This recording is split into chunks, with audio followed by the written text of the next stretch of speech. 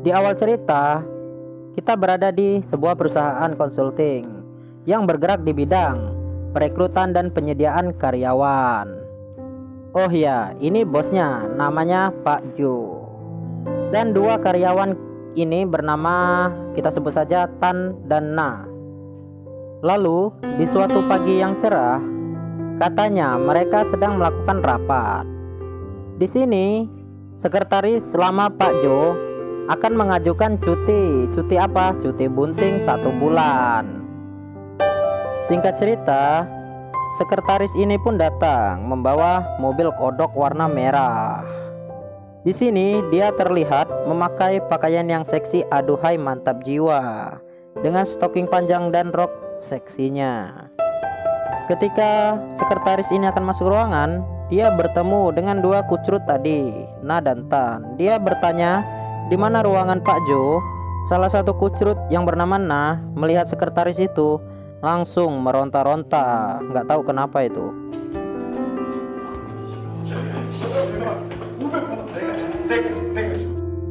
Singkat cerita, sekretaris baru itu pun memperkenalkan diri kepada Pak Jo. Kita sebut saja namanya Jiwo. Terlihat Pak Jo ini sudah sangat kesemsem dengan sekretaris baru itu. Lalu sekretaris baru itu diajarkan bagaimana cara bekerja di sini dan apa saja yang harus dilakukan. Saat belajar, Pak Jo pun lewat dengan pandangan cabulnya melihat sekretaris baru itu.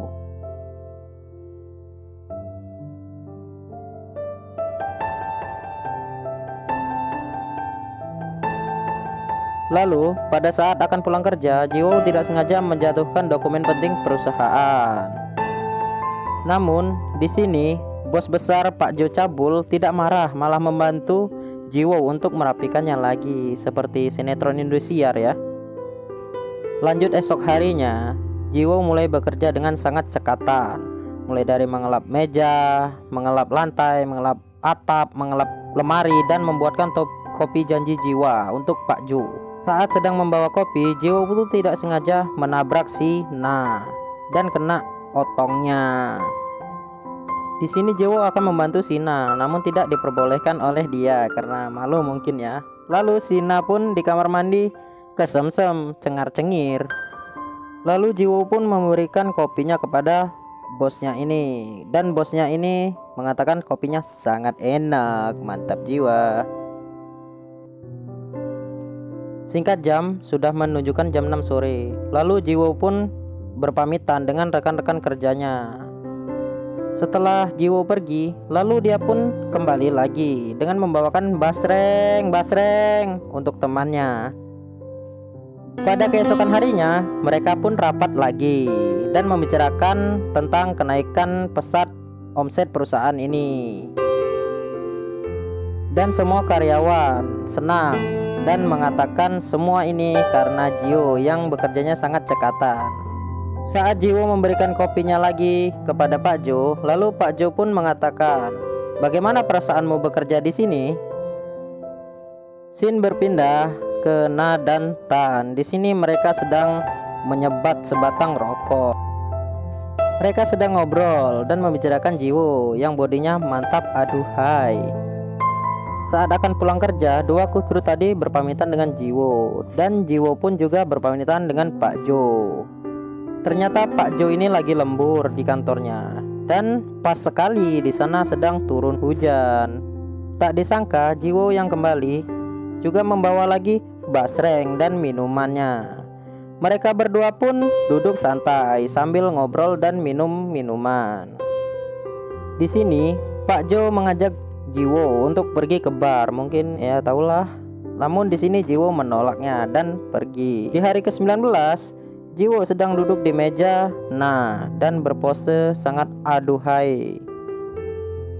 Di sini Jiwo dan Na sangat akrab, tapi entah kenapa ada makhluk halus yang mengintai di belakang mereka.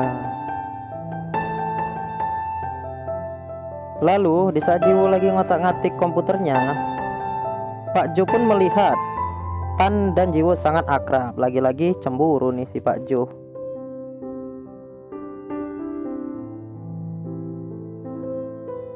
Di esokan harinya, Jiwo sedang chattingan sama saya. Di sini Jiwo digeprak oleh Pak Jo, dan Jiwo pun menjawabnya dengan sangat santai. Tak disangka sudah jam 9 malam. Di sini Pak Jo pun masih lembur di kantornya, dan Jiwo sudah datang ke ruangannya untuk mengantarkan dokumen. Namun di sini terlihat Pak Jo sudah sangat cemburu sekali atau tidak menghiraukan si Jiwo. Hari ke-18, lagi-lagi di sini Jiwo nongkrong di atas meja Na dan Tan dengan pose yang aduhai dan rok mini. Lalu Pak Jo datang dan Pak Jo mengatakan untuk mengajak mereka semua ke bar malam ini untuk happy-happy. Sesampainya di bar, mereka pun mulai memainkan seperti lempar panah dan mereka minum-minum. Ternyata di sini Jiwo mulai jengkel dan risih, lalu segera meninggalkan mereka.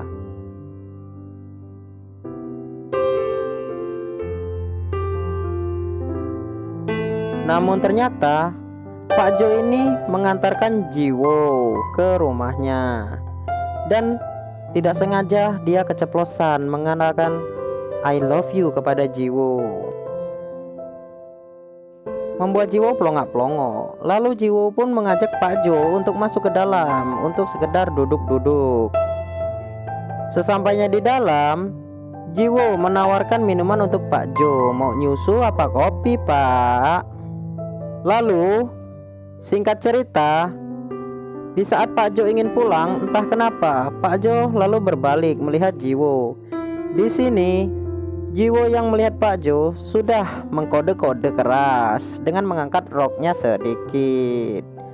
Tanpa basa-basi, Pak Jo pun langsung nyeruduk dan berhasil mecahin gawangnya atau bongkar gudang milik Jiwo. Singkat cerita, keesokan harinya di kantor, ternyata Pak Jo ini sedang terngiang-ngiang dengan kejadian mantap-mantap semalam. Lalu karyawan-karyawan yang lain mulai merasakan aneh gelagat Pak Jo dengan senyum-senyum atau cengar-cengir sendiri. Di saat Jiwo bekerja, Jiwo pun ditelepon Pak Jo untuk membawakan kopi.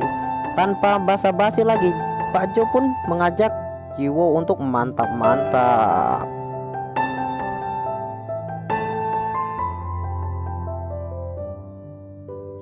Lalu Sina pun yang penasaran mendengar rintihan seorang wanita yang sedang esek-esek akan membuka pintunya, lalu dipanggil oleh Tan. Lalu Na dan Tan lagi nongki-nongki di atas gedung. Di sini dia sambil menyebat sebatang rokok dan membicarakan tentang Pak Jo yang sudah main-main dengan Jiwo. Singkat cerita, Na sedang membuat kopi janji jiwa. Di sini Jiwo pun datang dan mencoba membantunya. Tanpa sengaja atau emang disengaja ini, Jiwo pun menyenggolkan itunya dengan Johnny Sina. Lalu di malam harinya, seperti biasa, Na dan Tan mulai pamitan dengan Jiwo. Di sini, Na yang sangat penasaran dengan Jiwo dan Pak Jo mengintip di seberang gedung dan melihat Jiwo dan Pak Jo sedang mantap-mantap atau wik-wik. Seperti biasa, Na menceritakan kejadian itu dengan si Tan. Hari ke-15. Di sini Tan akan menyetorkan dokumen kepada Pak Jo. Ternyata di sini Pak Jo nggak tahu lagi ngapain tuh mukanya tuh. Ternyata si Pak Jo ini lagi diisep-isep lollipopnya sama si Jiwo. Mantap jiwa. Singkat cerita, Pak Jo pun sudah mulai puas dengan Jiwo. Lalu dia berpamitan dengan Jiwo untuk pergi meeting. Jiwo pun menyemangatinya. Di saat Jiwo sedang memotokopi dokumen, tak disangka-sangka datanglah Sina. Sina pun mulai ya tahulah iri dan pengen juga. Di sini Na sedang membayangkan sedang ngentot dengan Jiwo. Tak disangka Jiwo di sini yang mungkin mancing-mancing coba untuk memaksa Na untuk memeriksa dokumennya. Tanpa basa-basi dan ada kesempatan, Sina pun langsung mencipok Jiwo. Dan akhirnya Sina pun bisa merasakan goanya si Jiwo. Lagi-lagi Sina pun curhat dengan Tan. Di sini Sina menceritakan karena dia telah berhasil merobek gawang si Jiwo. Lalu Tan pun bilang kepada Sina akan mencobanya juga. Singkat cerita, mereka melakukan meeting darurat karena ada seorang klien yang sedang mengajukan permintaan uang untuk perjanjian. Tentu ini sangat menjadi pertimbangan berat dan menyangkut kelangsungan perusahaan itu. Pak Jo meminta saran kepada ketiga karyawan tersebut. Bagaimana? Si Tan tidak setuju dan Sina dan Jiwo akhirnya setuju. Lalu Pak Jo pun mengirimkan sejumlah uang kepada klien tersebut untuk sebagai perjanjian persetujuannya, dan membuat Pak Jo sangat mumet karena memikirkan kelangsungan perusahaannya. Di hari ke-0, Pak Jo yang datang ke kantor ternyata tidak melihat Jiwo. Lalu Na melaporkan kepada Pak Jo, ternyata uang perusahaan sudah ludes ditelan bumi. Lalu Pak Jo pun menelpon si Mino, namun ternyata HP Jiwo sudah nggak aktif. Ternyata si Jiwo menipu mereka semua. Lalu Tan melaporkan juga tentang gaji karyawan yang belum dibayarkan. Di saat Pak Jo sedang linglung pusing 7 keliling, Pak Jo pun ingin menenangkan diri di bar biasanya. Sesampainya di bar, ternyata si Jiwo datang menemui Pak Jo. Namun Pak Jo pun tidak menanggapi omongan Jiwo dengan gayanya yang sangat sok cool.